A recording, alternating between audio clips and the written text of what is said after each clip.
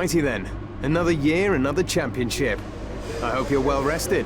Well, as much as you can be for someone who has to spend half their life in the gym anyway.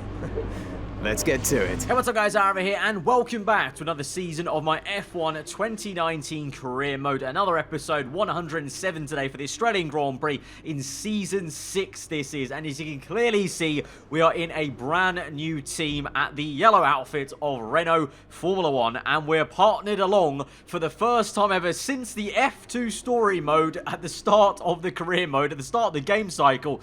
We're partnered up with Lucas Weber as our teammate here. So this is going to be a fantastic fight, I think. It's the only reason I wanted to really leave Ferrari and move to a potential new team was the chance to go up against our former F2 teammate and now F1 teammate. Very, very cool dynamic. Last season, we saw Weber sort of in the title fight. You know, he was a front runner for so long until like the last third of the season where Renault really fell off the cliff, basically, and they couldn't give a car that Weber or Verstappen could fight with. That was a bit unfortunate, but it was nice before that to see him right up there and to actually be fighting him for the kind of top position. So I'm hoping that this season, alongside him in the same car, the same, you know, piece of machinery, we can have some real amazing duels and test our dynamic and test the kind of loyalty, I guess, of that former F2 teammate relationship, which was pretty decent. Obviously, you remember I let him by when I had a turbo issue way back in the F2 story mode and such, and so far, it's never really been too frosty between us two. So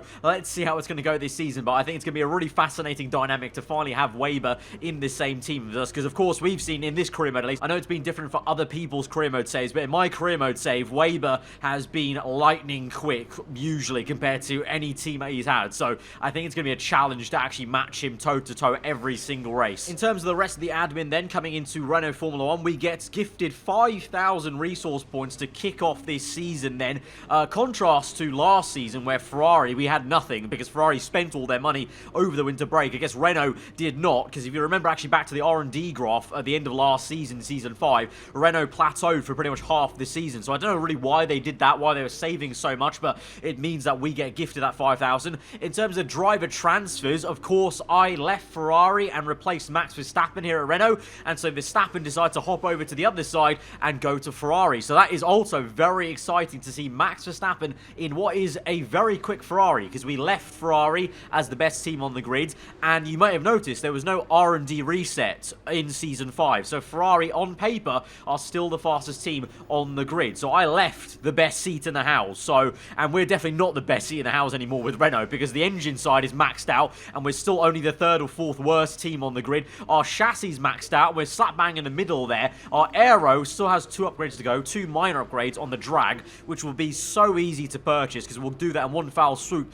basically now, so that will get done at next episode. But even with that maxed out, a maxed out Renault car is on paper not actually theoretically even possible to be the best car on the grid. So we've got a bit of a challenge this season of trying to drag this car up with Weber. Although, to be fair, you've got to remember, I say on paper because you've got to remember every single circuit's different. There were so many times last season where Renault was so dominant, and it seemed like the car seems to suit the first half kind of tracks and less so the second half. So it may be a case of we're actually quick out the blocks maybe, and then slow at the end of the season. I don't know. We're going to have to kind of take it race by race and kind of hope that, you know, the car's okay, more or less, at every circuit to try and challenge for the title, of course, and just go up against Weber. This will be interesting. It's the first time I've actually been in a Renault-powered car, because Seasons 1 and 2, I was in Alfa Romeo, Ferrari power. Then in Season 3, I was both in Honda-powered cars, the Toro Rosso and the Red Bull racing car. Season 4, of course, was the Mercedes Works team, so Mercedes engine, and then we moved back to a Ferrari Works power unit with for the Ferrari team last season. So this is the first time I'm going to be driving a Renault-powered car in this game in career mode. So let's head into qualifying, which will be short qualifying this season, since obviously we're 5 seasons in. You know, we're kind of now in the second half of the career mode, I guess, in terms of you can do 10 seasons if you really wanted to. I think we're kind of getting towards potentially the last 2-3 seasons that I'll be doing of this series on the channel. So to kind of save a little bit of time in a way, and also because, you know, because nothing got reset for the R&D, I don't think there's any point doing all 3 qualifying sessions again. Basically, we've done it 5 seasons in a row. I thought I'd just switch it up. So we're going to go for short qualifying then. So let's head to Saturday and see how we do over 1 lap. We're just about ready to kick off today's qualifying here in Melbourne. It's the Australian Grand Prix. Watching some of the cars attack the high-speed corners, It occurred to me that this might be one of the more awkward tracks to prepare a car for. Do you go for top speed over grip, or do you look to maximise performance in all the corners? Drivers are going to need a nicely balanced car to be fast here. They'll need to get the most out of the medium and high-speed corners, which will push them to run more downforce. But in turn, this slows the car down on the straights. It's a tricky balancing act.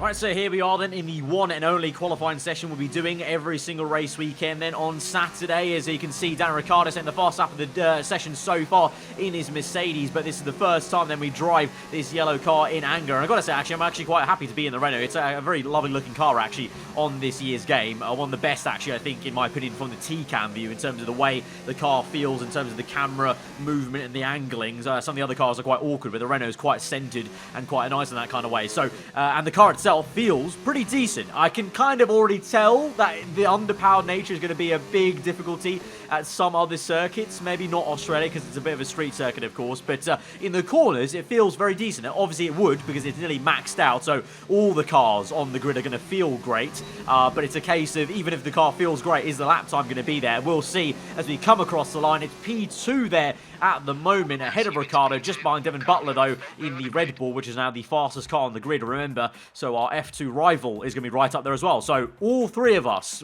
from the F2 story mode are going to be right up the sharp end of this career mode season, hopefully. We'll have to see obviously how it progresses, but as we move on through, WEBER then sets a better time and he goes provisional pole position, so my teammate straight away is setting down a marker on provisional pole. Butler then goes and beats that again, so Butler now in first place. So both characters from the F2 story mode are giving me a run for the money, it would seem, at the sharp end here. We're down to P5. We've got to find some improvements for about a few tenths here, because WEBER, I think, set a time that was about 5 tenths better, so he's really letting down a gauntlet straight away at the very start of this season then, so no rest for me. And across the line we go, and it is only P3 behind Lucas WEBER there, and by the time we finish the session, other people set in fast lap times there, and we're pushed down all the way to P8, even though despite only being about 2 tenths off WEBER, that 2 tenths is enough to push us down to P8 from P3 there. So it's a pretty bad day in the office, I've got to be honest, compared to our teammate. He's second place, you know, he's on the front row, and we're down here, lo and behold, on the fourth row, alongside the man we swapped seats with, Max Verstappen there in the Ferrari. So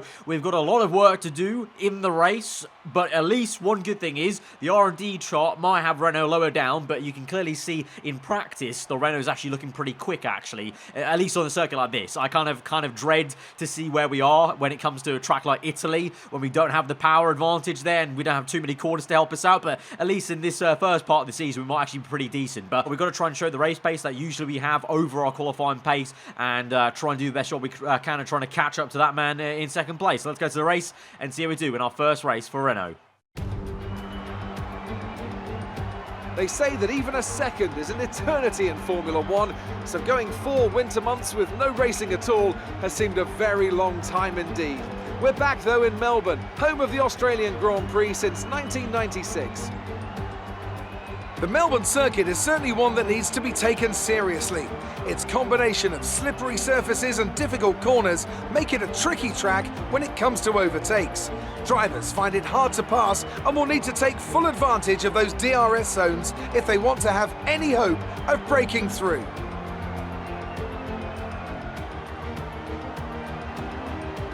I'm joined today in the commentary box, as I will be throughout this season, by a great racing driver, former F1 competitor, former world champion, and as he tells me all too often, an all-round top chap. It's the one and only Anthony Davidson. And tell me, here we are, first Grand Prix of the season, first time racing these cars. What are the big questions that need to be answered here, in your view? Oh, thanks, Crofty. It's a real privilege to be here, and I can't wait to see what's in store for us this season. Now, to answer your question, one of the biggest things is reliability. Formula One cars are full of very sophisticated but also very sensitive technology, and this first Grand Prix of the season is going to push them to the limits. So the most important thing today is to stay out of trouble, get to the end of the race and keep everything in good condition. Off the back of a fantastic qualifying session, it's time to see how our starting grid looks for today's race. Devon Butler put in a fantastic lap yesterday and will start from pole position. And starting alongside is Lucas Weber. As we continue through the rest of the grid today, we have Ricciardo, Leclerc, Pierre Gasly and Hamilton, Verstappen, the engineer, Perez, and Lance Stroll, Fiat, Norris, George Russell and Giovinazzi, Bottas, Magnussen, Nico Hülkenberg and Roman Grosjean. Raikkonen and Sebastian Vettel starts from the back of the grid. And with lights out just moments away, it's time to go down to the track.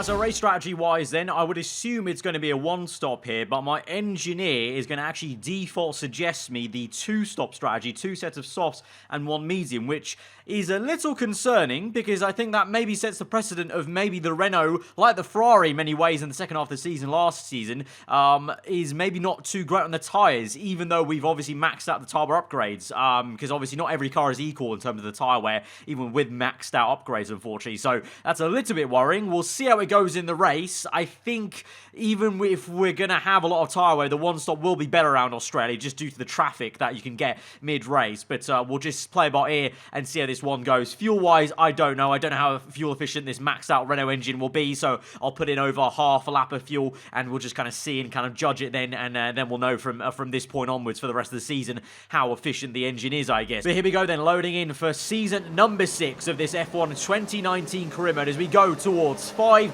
red lights for the Australian Grand Prix here. Down under, 4 lights are out and we're underway. It's initially a good getaway there. Verstappen off the line well, but then we bog down as per usual versus the AI towards turn 1 though, going defensive against Sergio Perez in the McLaren to maintain the P8 at least. Verstappen's overtaken Hamilton already, so fast start there from the Dutchman in his new red car, and it's been a lightning start I think also for our teammate Lucas Weber, who has just taken the lead of the Grand Prix I think, as Butler is now side by side with Ricciardo for P2 and P3 I can just see ahead of me. And so yes, already on the minimap you can see Weber has got a gap into first place, so our teammate doing a great job. We're going to send one down the inside of Hamilton. Easy does it, under braking in 3rd gear there, roll the car through, as I wasn't too sure if Hamilton was going to pinch us there, but Hamilton stuck behind this whole gaggle of cars there, a bit of a domino effect, and just basically has to get him out of the way basically because he's being a bit of a slowpoke there. Didn't think I'd be saying that of Lewis Hamilton, but season 6, 6 seasons on, he can't always remain at the top of his game really in Formula 1, and so maybe it's time then for Ricciardo to have all the spotlight here in this season at Mercedes rather than Hamilton in that silver arrow. But we now chase after Max Verstappen, who's behind Pierre Gasly, who is a little bit slow it would seem. I think Verstappen is also eager to get past him, as am I, but I think we're going to have to try and get past Max before we do that, because otherwise we're going to waste too much time, because Weber has already got a massive gap to everyone really, not just me, to everyone on the minimap. Don't get me wrong, that's fantastic news for us as a whole to see that the car has some genuine good pace to try and go and win a race, but right now stopped by Verstappen. No more maybe though. Down the inside we go with a late lunge, and Verstappen caught napping there quite a fair bit because now he's being hampered and harried by Hamilton there in the background. But meanwhile, like I said, our teammate Lucas Weber out in first place, and oh, look at that gap already there. He's just doing what he basically did all of the first part of last season. If you remember, Renault was so consistent for about 2/3 of last season, and a lot of the time when Weber won his races for Renault, it was a very dominant kind of fashion kind of performance, and this is exactly what we've seen throughout the entire career mode really, of him being so quick, all the way back to season 1 when we first obviously were discovering how quick Weber and Butler, or I guess not how quick Butler was basically in my career mode save. Obviously it's kind of different save to save, which is kind of nice for you guys at home playing the game as well. Still, your Lucas Weber may be very different to my one. My one definitely very punchy, and so that's why I'm very excited about this entire dynamic for the season ahead. But moving back to our specific race at hand right now, we're now up into P6 behind Pierre Gasly, looking to overtake him. Lap number 3, setting a purple first sector, so we're also showing that we've got some pace in the car. We just need to try and obviously make up ground to get through this kind of quote-unquote traffic, as it were, and try and get into some clean air to try and chase after Weber, because I think we have the car to fight for a 1-2 here and maybe try and go for the win late on in this race if we are able to get past these guys quick enough. And so here we go, around the outside there, really nice move on the back straight on Pierre Gasly there, my former rival from season 4 and teammate of course in season 3, so obviously we've been around for a lot of seasons now in career mode, so there's a lot of formers, really, to the point where it becomes a meme of me saying many formers every single commentary, really. But we now move on to the very next lap. This is Daniel Ricciardo versus Devin Butler, the Aussie man, the home favourite. Around the outside he swings in his silver arrow. Up into second place he'll go. Butler goes down to third place there. That is Leclerc in his new Haas F1 car. Of course, he was in Toro Rosso last season. He's moved to Haas for this season. You might have seen with the driver transfers email. And so he's in P4, sitting pretty right now. But for how much longer as we come through, knocking on the door. DRS open on lap number 5, back straight in the same place where we overtook Gasly. We make the move round the outside, punchy as ever, under braking there, and we're up into P4 as Butler tried to have a look at Ricciardo. Didn't work out there, but I've got to say, you know, for later on, the speed in a straight line may not be here with this Renault, but I can already tell, having only driven a few laps of this car in race trim, I can already tell under braking, I've got so much more confidence. It's so much more stable, it would seem, mid-corner as well. So that's a big difference compared to previous career mode cars we've had in this series. But now Butler down the inside of Ricciardo into turn 1. They're side by side on the exit there. We get a good exit. DRS open there. We can make this 3 wide maybe. Yes, we do. We're on the grass as well. And it's just not wide enough, the circuit, to make this possible. Butler's down the inside. We get squeezed out by Ricciardo. And we have to live to fight another day there. But that was supreme action there. Just got stuck in straight away. Stuck it up on the left-hand side there.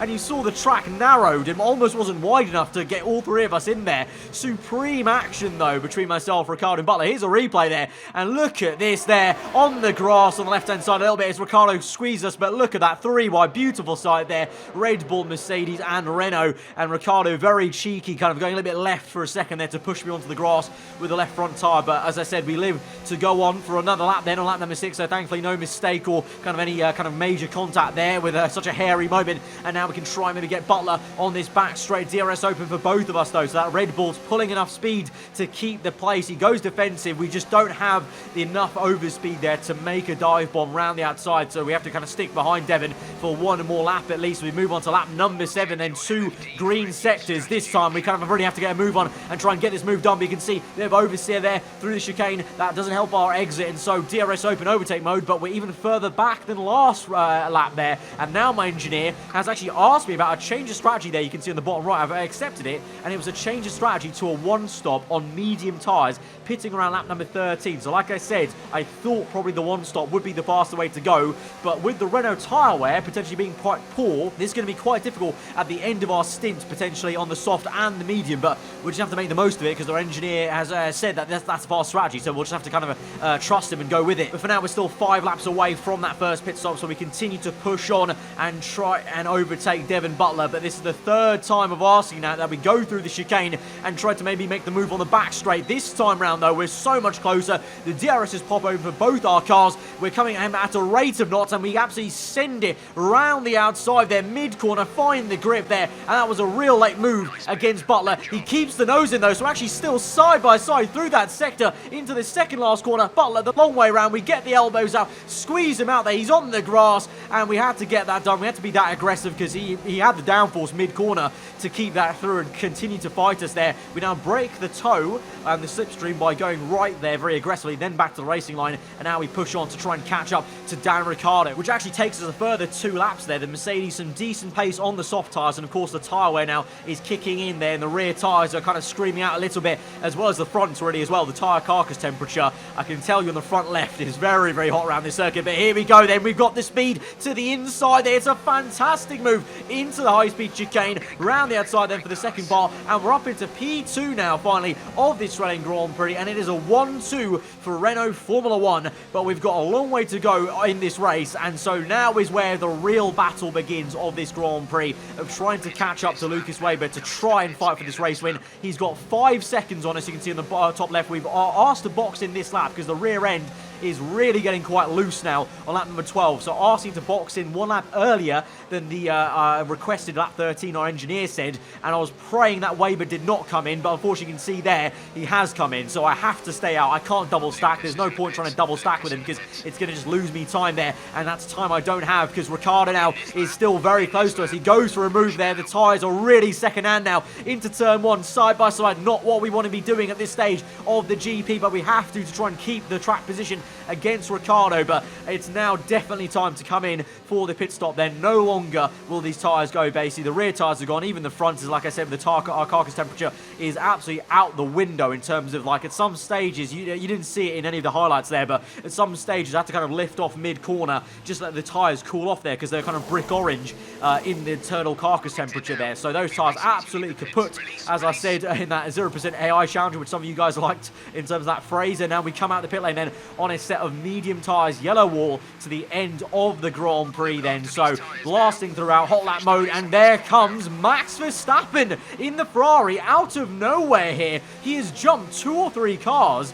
even more maybe, because he was down in P5 or 6, remember, once we overtook him early on in the Grand Prix. But now he's fighting us for P2 here. Round the outside he goes, the Dutchman, the man who swapped positions with us, obviously, on the grid. I took his Renault, he took my Ferrari car. We're neck and neck there. We squeeze him out for P2 to maintain the Renault 1-2, but he is looking mightily quick there because, like I said, he was in P5, and now he's jumped everyone for P3 to P2 nearly. And on the back straight, Verstappen comes at us with a rate of knots. DRS open there on the very next lap this is, and Verstappen down the inside. You can see there, though, I don't give him too much of a fight on purpose, though, because this is my cunning plan. As soon as I saw Verstappen in the mirrors there, coming at me so quickly out the pit lane, I thought about the bigger picture in this Grand Prix, which is all about this man, Lucas Weber, in first place there, with a good 5-6 seconds to Verstappen now in second place. And also, I remembered back to last season, how quick was this Ferrari car? Because literally, this is the same Ferrari I drove at the end of the season at Abu Dhabi, because obviously the Ferrari is maxed out. So that is the same car Verstappen is driving that I was driving. And I remember how quick this car was in a straight line and how decent it was. So instead of fighting Verstappen for P2 tooth and nail, I'm going to sit back in P3, about a second back from him, have DRS every single lap, and just use him as a basically horse to my carriage, basically, and pull me along in the DRS. Every corner, I know I can try and match him, because like I said, the Renault is actually very decent on the braking and in corners, but on the straights, I'm lacking compared to the Ferrari. So I may as well use him as a DRS aid device, basically, to have DRS every single lap. As you're about to see here plainly on front of your eyes, Verstappen now setting the fast lap of the Grand Prix, but you can see I'm setting personal best lap times only a little bit slower than Verstappen himself. So at the moment, Verstappen and myself are the 2 fastest guys on track, and we're both catching Weber in tandem. So already this season, I'm getting very, very tactical and strategic with my driving, having to counteract the fact the Renault isn't too great in a straight line. So we're going to have to do this a lot this season, of trying to be a bit clever of how we go about racing with this underpowered Renault car. But it's working out for us so much, because you can actually see on the minimap there how much the gap to Devon Butler behind has grown to us into P4, and also how much we're closing the gap to Weber in first place. And by the time we get to lap 23, I think now's the time to pull the trigger, re-overtake Verstappen for second place, and then go chasing after our teammate. Round the outside we go. It's our favourite overtake this episode, it would seem. Up into P2 now. It's a Renault 1-2 once more, and now we've got, what's that, 6 laps to go of this Grand Prix of just flat out pushing. At the moment, Verstappen holds the fast lap of the Grand Prix, but we are pushing away on lap 24. Green first sector, purple second, purple last, and we set the fast lap of the Grand Prix by some way, because remember also, whilst I was sitting behind Verstappen, I was also saving tyre wear, because I wasn't having to push as hard fighting him as an opponent, already pushing that hard in the corners to keep up with him, because I was being pulled in by him every single time I opened DRS. So I also have probably a lot fresher tyres than Verstappen and Weber actually have at this stage of the GP as well. So that's why we're so much quicker now. So this has all come through. It's been such a long-term plan since lap 13, but now it's all coming together. I will say though, all this effort and tactical driving has only been because I started so far back down the order in P8 and we had so much traffic. So for future, I'm going to have to try and sort the qualifying there, and I'm going to have to work very hard to try and match Weber in qualifying, because I can't keep doing this every single race, having to try and close up to him every single Grand Prix. Like, this has taken the entire race just to get to where theoretically the Renault should have been all along in first and second here. But now here we are, second last lap of the Grand Prix, and we're going to have to try and go for this race win. Now, can we try and get this? We worked so hard to get up into P2, but can we get one more position up into P1? We're a little bit wide there on the exit. The dirty air kicks in, but DRS open now. Overtake mode, going to go for the move. Down the inside, it's a late lunge then. We've made contact on the front left there. It's already coming towards a little bit. We're neck and neck now through towards the next right-hander. Weber the long way round. We're on the outside there. He's on the grass a little bit. He now pushes us and we lock up on the front left. We're going to go tighter on the left-hander, try and cut in and get the acceleration down through the last corner. Doesn't work out though. We get hit with a bit of oversteer and on this at the same time through those corners. Open DRS for the second time now. We go on the outside. Weber defensive on the inside there, but under braking is really decent there and he's still there in first place. We're still side by side now through the first two turns. Now down towards the end of sector 1. DRS open again for the third time, but it doesn't matter. Weber is so decent under braking there and mid-corner, and he keeps it through. He parks his car perfectly pretty much through that left-hander there. You saw my rear end start to step out as our nose cone tapped his rear tyre, and so he lives to fight for one more lap. This is on the last lap of the Grand Prix in first place. We're down to second once again, and now Verstappen is closed up as well because we fought so hard. That's the kind of fighting that I didn't want to do with Verstappen earlier, but it's the fighting I'm having to do with Weber right now. But this is it. This is the last lap of the Grand Prix. It's halfway gone, so we've only got half lap left.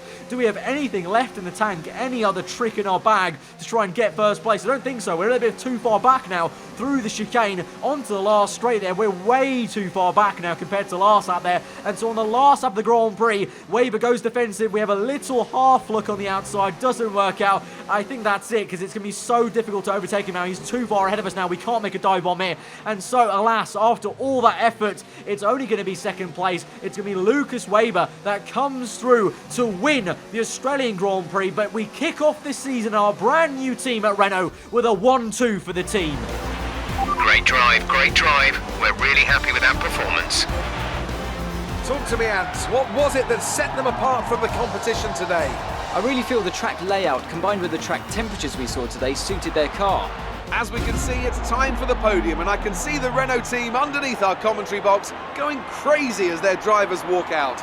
It was a great win, and it means a great deal to this team. So I honestly didn't think the teammate battle with Lucas Weber in this Renault was going to go this way, fighting for the race win and second place in the first race straight away, because I didn't think maybe the car was going to be there. But you saw in practice, forget the R&D chart, the car is quick at the start of the season at least at street circuits maybe, and that was a fantastic fight. It's a shame not to get the win, so the first blood goes to Lucas Weber with the race win, second place. I kind of feel like saying what Nico Rosberg said at Bahrain in 2014. I very much dislike finishing second to Lucas Weber there, but obviously it was fair enough. Respectful racing, a little bit of wheel banging, but that's what happens sometimes when you've got such a quick car and you're both fighting for the race win. Absolutely awesome stuff there, and hopefully long may it continue for the rest of the season basically. But yeah, first draw to him. I guess next time at Bahrain, hopefully we can strike back and try and get a race win of our own, and him coming in second place. But as we go towards the end of this episode then, we're going to go ahead and spend all the money we have. Of course, we've already bought the 2 aero upgrades,